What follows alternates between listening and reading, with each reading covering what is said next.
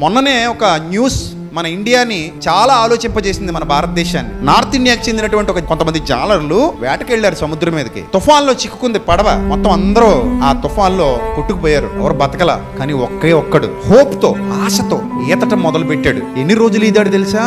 5 రోజులు. ఇదేం చిన్న విషయం కాదు. 24 గంటలు ఈదాలంటే మాటలు కాదు.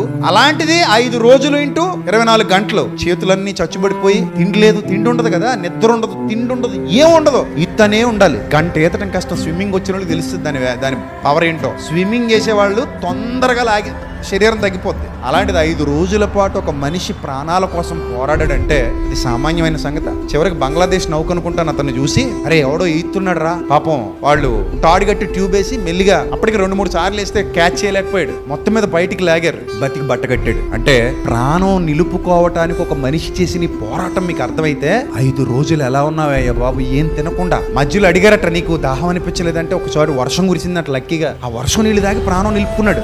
5 రోజులు. దీన్ని బట్టి మీరు అర్థం చేసుకోండి, అరే ఒక మనిషిలో ఇంత ఓర్పు ఉంటుందా? ఉంటదే. ఆశ ఓర్పును పుట్టిస్తుంది, పట్టుదల, గెలవాలనే తపన, ఎప్పటికైనా నేను బాగుంటాననే నమ్మకం ఆశ పుట్టిస్తుంది లోపల. ఆ హోప్ తో 5 రోజులు ఈత కొట్టాడు. అతను నిజంగా మామూలు ఇన్స్పిరేషన్ కాదు, నన్ను అడిగితే చాలా గొప్ప ఇన్స్పిరేషన్ అతను ప్రపంచానికి. వాళ్ళే అంత ధైర్యంగా, అంత బలంగా ఉంటే మనం ఇంకెంత ధైర్యంగా ఉండాలి, మనం ఇంకెంత బలంగా ఉండాలి. ఒకసారి ఆలోచన చేయండి.